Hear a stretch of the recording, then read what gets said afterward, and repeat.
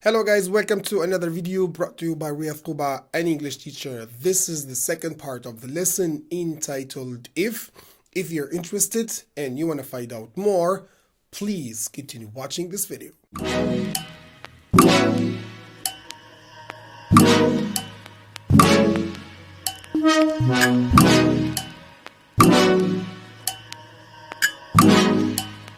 Welcome back. Before getting started, I would like to remind you of watching the first part of this If poem video lesson, in which we explained the first stanza. You can find the link to the video in the description box below as usual. In this video, I'm going to explain the second and the third stanzas. But before that, let's watch this voiceover to get an idea about it. Here we go. If you can keep your head when all about you are losing theirs and blaming it on you. If you can trust yourself when all men doubt you, but make allowance for their doubting too. If you can wait and not be tired by waiting, or being lied about, don't deal in lies, or being hated, don't give way to hating, and yet don't look too good, nor talk too wise. If you can dream, and not make dreams your master, if you can think, and not make thoughts your aim, if you can meet with triumph and disaster, and treat those two impostors just the same.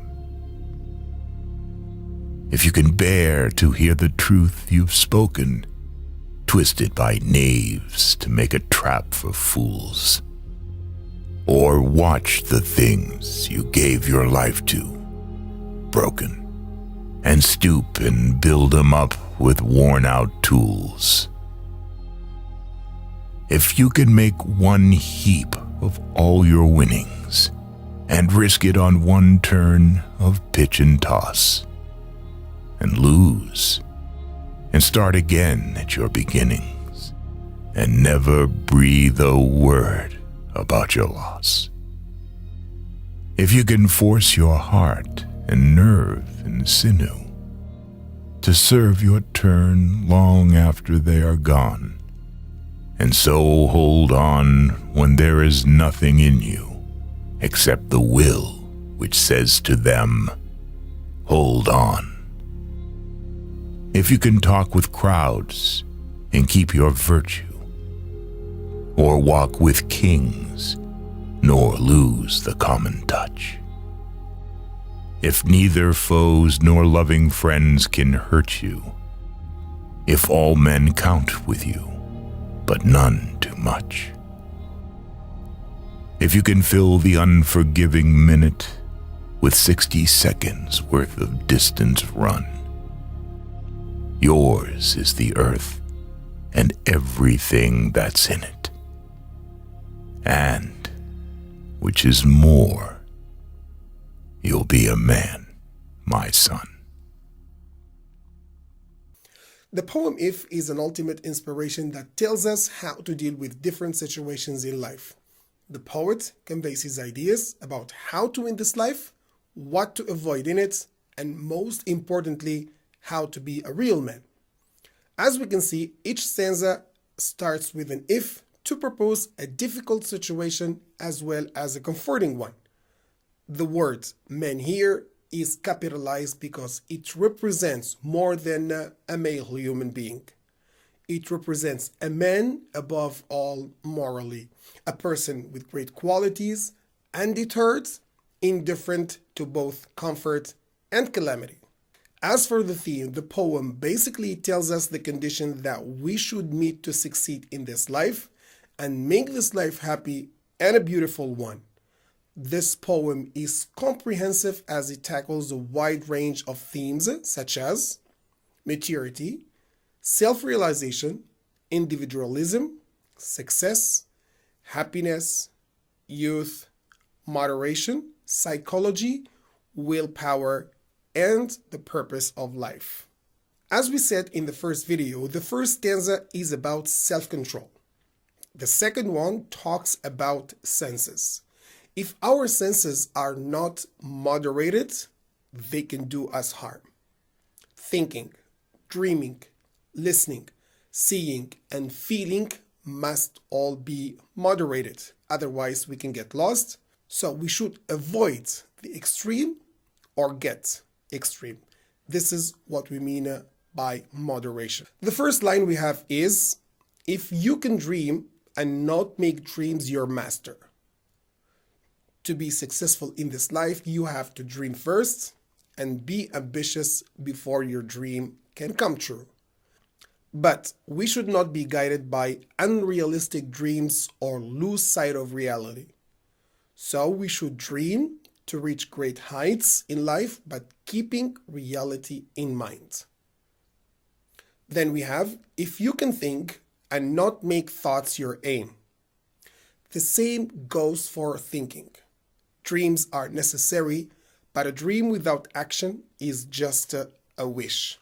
Thinking must be quickly followed by action, not by another follow-up thought. We should be able to think over a matter, but we should not make our thoughts our aim.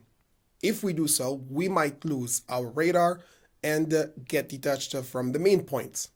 So our thinking should not be scattered, distracted, or disorganized, misleading us away from the target. Next, if you can meet with triumph and disaster and treat those two imposters just the same. This line tells us that life is a combination of success and failure, joy and sorrow, good times and bad times. We should accept them both and face both situations. Here the poet personifies triumph and disaster, capitalizing and calling them two imposters, which means two pretenders or two cheaters. People become too happy in success and forget their duties at hand. We may also get too complacent or too self-satisfied or too proud at a small success, reducing our chances to reach higher goals.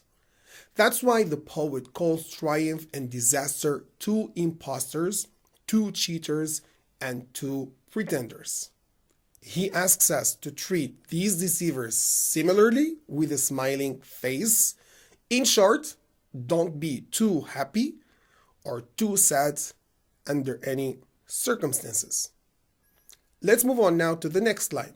If you can bear to hear the truth you've spoken, twisted by knaves to make a trap for fools. Here we have to bear the tough situations where we see that our speech or statement is distorted by someone to befool others.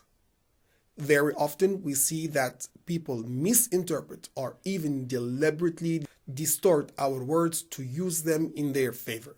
So here we should not lose our temper hearing that. Rather, we should be tolerant and forgiving, ensuring we have spoken the truth. So don't return evil for evil.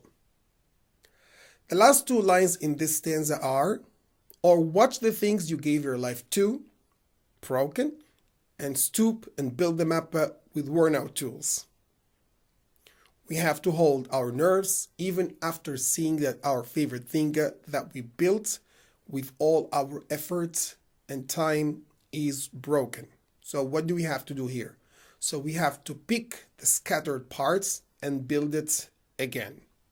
In addition, we should bend down, be prepared to start all over again, do our best and fix what we can do. This is another key to getting to the top of the world, according to the poet. To keep our cool is not easy in such a situation, but patience and mental toughness would help us build it again.